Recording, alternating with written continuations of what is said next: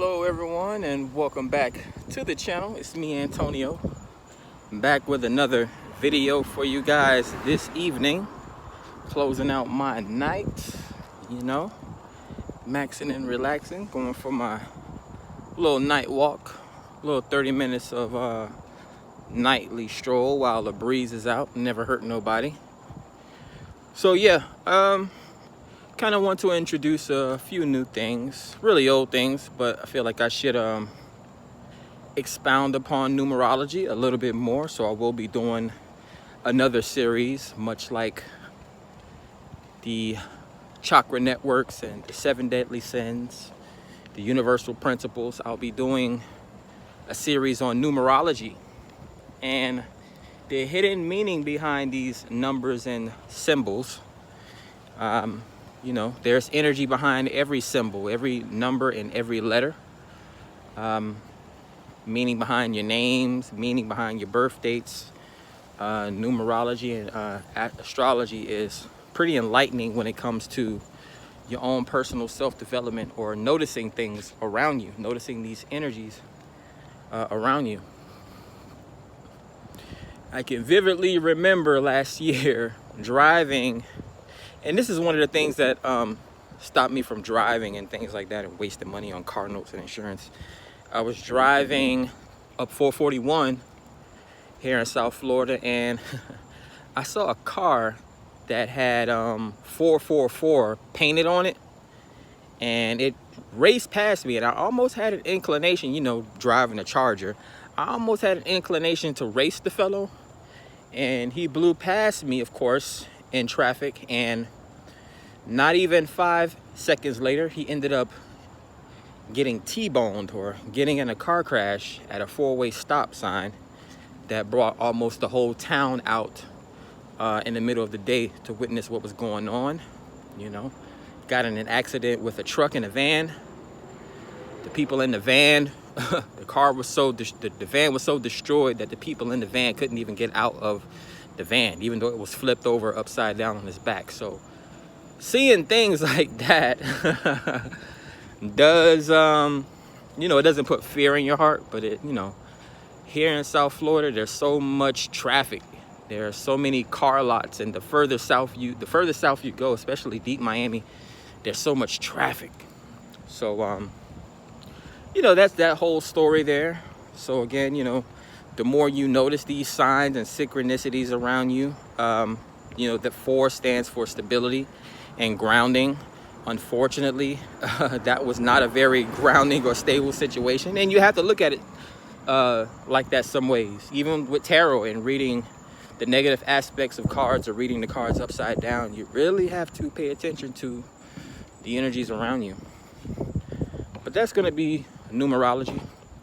What I really wanted to touch base on this evening was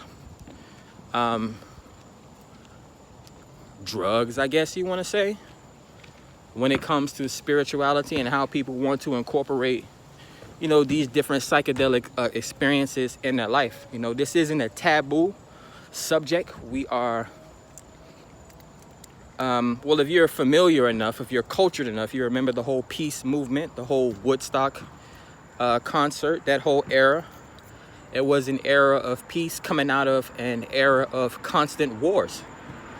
Again, that is the way that karma works. That's the way that duality works. While there's countries dropping nuclear bombs on entire cities and there's constant wars and things like that, there's also, again, like I said, there's a random group of people sitting Indian style somewhere on the beach or in the middle of the forest, spreading love to each other, reminding each other that love is the most important thing and that we should be helping each other out. Woodstock was almost like the Million Man March. A bunch of people out smoking low-grade marijuana, taking edibles, shrooms, even all the other type of different dangerous drugs and things like that people were using out there, to try to expound on it a little bit more.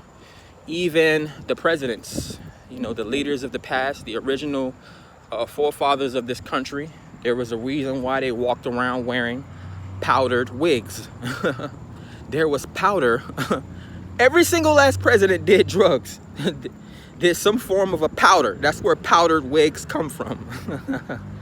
Which expanded their consciousness, which opened up their mind. If you're familiar with Aleister Crowley, he was one of the forefathers of,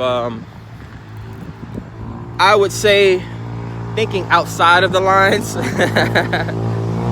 You know, people try to say he was into devil worship and things like that. I didn't know the man personally. And this is what happens down here in Miami-Dade. We got people riding four-wheelers, catwalking four-wheelers down the street, man. Yeah, man, the water is all dark. See how different it looks at night? It's all dark and calm. But yeah, these are just different experiences. You know, me, myself, I didn't really get into the whole drugs thing at all, really. I don't even smoke cigarettes. I smoked cigars for a number of years, but that wasn't really my thing. Kind of got bored of that. But yeah, I do smoke marijuana.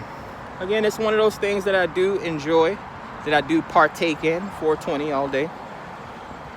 It's a very good stress reliever for myself. You know, I had to deal with a lot of things in life, including liver transplants and things like that. They told me that I was gonna have to spend the rest of my life on medicine, spend the rest of my life in pain.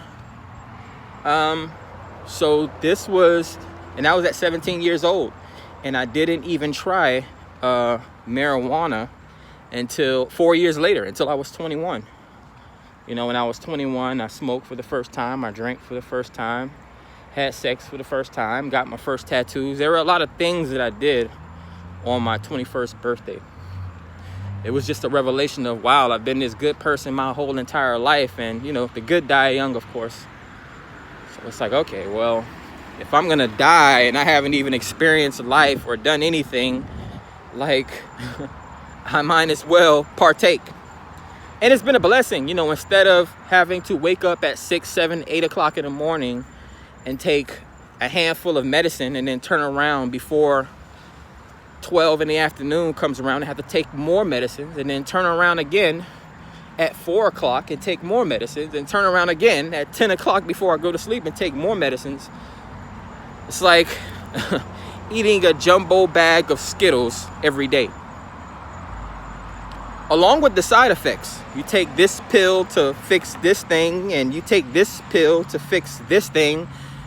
And the pills that you're taking are going to give you side effects that's going to kill this part of your body. So we have to give you more pills to fix this. So from switching between pills and saying no to the pills and switching over to the liquid forms of those pills, and it was even worse, so I had to switch back over to pills. So it's like, these are things that people don't know about me, or people would assume about people that take that use marijuana or drugs for whatever reason. I had to sit in the pediatric ICU, or intensive care unit, for babies and kids, for children, and I had to watch them, barely conscious, again, on their deathbed, little children with cancer, had to get heart transplants, broken necks, all types of things that children should not have to go through, you know, things sticking through their bodies, a whole lot of things. And then, of course, years later, these children would try to integrate themselves into society if they would have tried to, if they didn't give up on their deathbeds. You know me, I had to learn how to literally walk again as a 17-year-old young man. I literally had to learn how to walk all over again. Not, oh, my foot is sprained or anything. No, I had to learn. They cut my core, which is what holds your body together. And I literally had to learn how to walk again. Took me less than 2 weeks. But, you know, we had to get there. But yeah, these kids will try to integrate themselves into society, being 16-year-olds or 19-year-olds or 22-year-olds, with all this pain, with all these medications, and things like that. You know, anxiety, not having an appetite. You know, cancer patients and AIDS patients, they can't put on weight. They don't have appetites. But guess what marijuana does? And it's not just, oh, let's roll up a piece of weed and a Dutch. No, know your science. Know what indica is. Know what sativa is. Know what strain you're smoking, because each strain has a specific purpose for it. Certain strains boost your creativity. Certain strains boost your awareness. Certain strains help you go to sleep. Certain strains make you hungry and give you munchies so that you can put on weight. And there's so many other advocates for it. I mean, if you have some money, you might want to put some money into investing in your marijuana future. Even if it's not going to be you. You don't know what we're dealing with on this planet. But yeah, man, you know, going into the esoteric or the spiritual practices of my ancestors, you know, these trees, they came from the earth. You know, tobacco and cotton was one of the big businesses that created this country.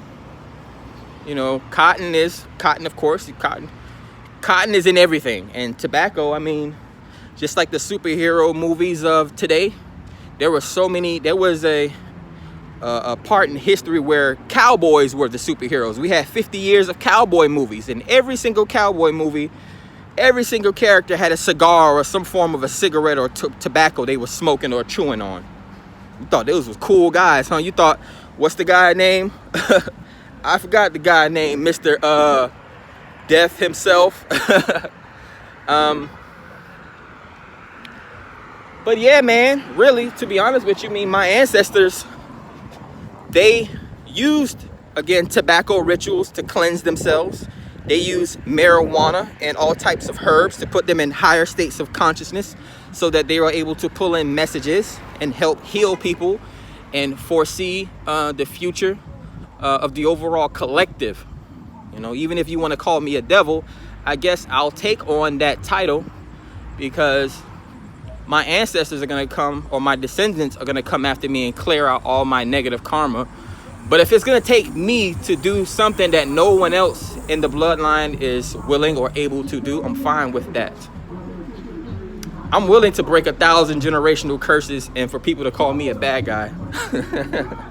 How worse could it get? But anyways, that's enough for this evening of the storytelling. You like the hat? Man, Amazon sent me this hat all bent up, but I still like it anyway. I appreciate that, man. I appreciate it. Yes, sir.